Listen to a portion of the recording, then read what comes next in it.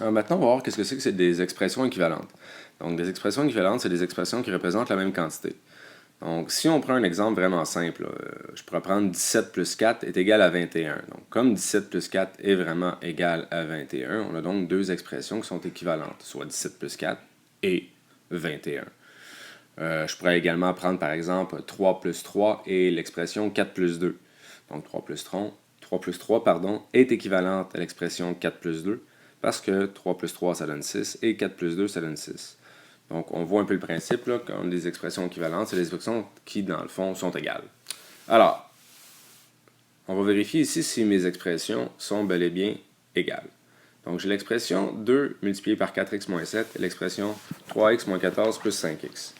Alors, ce qu'on va faire, c'est qu'on va réduire chacune des expressions à sa plus simple écriture, à sa plus simple expression. Donc, on va commencer avec le premier membre. J'ai donc 2 multiplié par 4x moins 7. Donc, 2 multiplié par 4x moins 7, c'est égal à 2 fois 4x, plus 2 fois moins 7, qui me donne donc 8x. Vous excuserez, là, mon fois, pardon, est un petit peu... je vais essayer de faire des points un peu mieux. Et 2 multiplié par moins 7, ça donne moins 14. Bon. On va aller vérifier maintenant la deuxième expression, qui est 3x moins 14 plus 5x.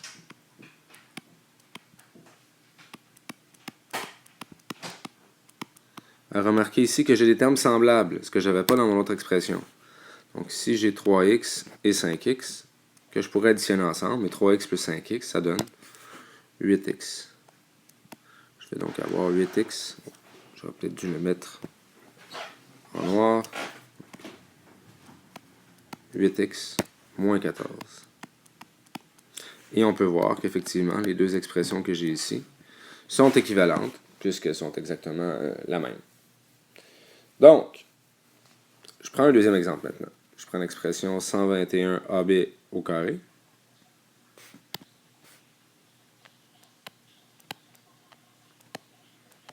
Moins 22b au carré A divisé par 9ab.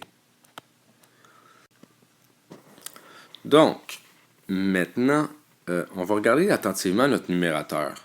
Parce que si on fait comme tout à l'heure, on va vouloir diviser 121 par 9 et ensuite diviser 22 par 9. Et on va réaliser assez rapidement que non seulement les deux nombres ne se divisent pas par 9, mais qu'ils sont premiers entre eux, c'est-à-dire qu'il n'y a aucun facteur en commun. Il n'y a aucun nombre qui va diviser 121 et 9. Mais si je regarde en haut attentivement, je vais regarder mes variables avec mes exposants. D'un côté, dans le 121, j'ai 121 AB au carré, et de l'autre, j'ai 22B au carré A. On peut réaliser assez facilement que c'est des termes semblables. Mes variables sont les mêmes et j'ai les mêmes exposants affectés aux mêmes variables. Donc, je pourrais faire 121 moins 22. Et 121 moins 22, ça me donne 99. A, B au carré. Donc, on remarque que mes variables avec l'exposant sont restées le même.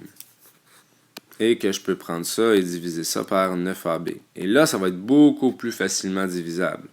En fait, 99, ça se divise par 9, ça donne 11. 9, ça se divise par 9, bien évidemment. A divisé par A, ça va s'annuler. B au carré divisé par B, je vais donc perdre un exposant. Le B en bas disparaît. Il me reste donc 11 B à la 1. Donc, dans le fond, il me reste 11B. Maintenant, on peut comparer avec ce que j'avais au départ. Donc, est-ce que 11B est égal à 11B? La réponse est oui. Alors, les deux expressions sont équivalentes.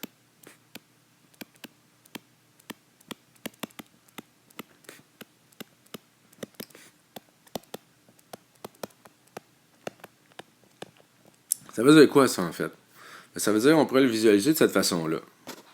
On pourrais représenter mes deux équations comme étant les quantités sur des plateaux d'une balance.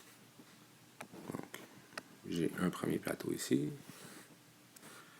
J'ai un deuxième plateau ici. Et d'un côté, je pourrais avoir 11B. Et de l'autre, je pourrais avoir ça. Là, je vais avoir un petit peu de difficulté à l'écrire.